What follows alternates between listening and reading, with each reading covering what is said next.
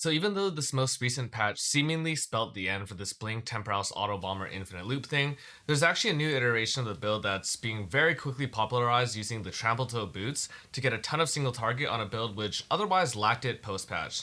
Now, the movement of this build isn't really affected by the patch notes, which states that Temporals can reduce cooldowns below 0.1 seconds. However, the single target, that infinite loop from Choir of the Storm, is now gone because that can't proc itself. However, with the use of a cast on crit setup with Frostwall and Trample Toe, you're able to get a ton of single target damage because you can actually overkill those Frostwalls with your Greater Lightning Bolt from Choir of the Storm, and then just have a ton of overkill damage for single target. Additionally, Frostwalls can actually be crit. They're not the only skill in the game that can be crit, but this means that if you critically strike them with skills that aren't other meta skills, you're able to actually generate energy.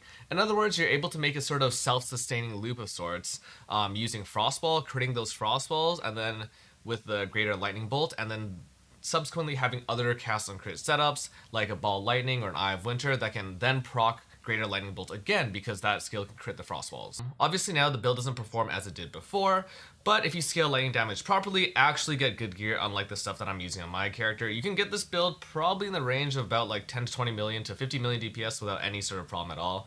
I, however, don't really want to invest in this. I'm playing much more on SF Hardcore these days. However, there is a Mobalytics link to the build, at least describing the core concepts and my current gear setup. It should be fairly intuitive what you should be looking for, and I would say that the biggest thing that my character really lacks is increased damage, something that's usually not missing on spellcasters. So increased lightning, spell damage to triggered spells, that sort of thing you'd be looking for. Better wand on jewels, and then you can get a ton of damage, still have that exact same playstyle that you used to have, but actually the clear is almost just as good, especially while mapping, because you do have that trample toe for those explodes.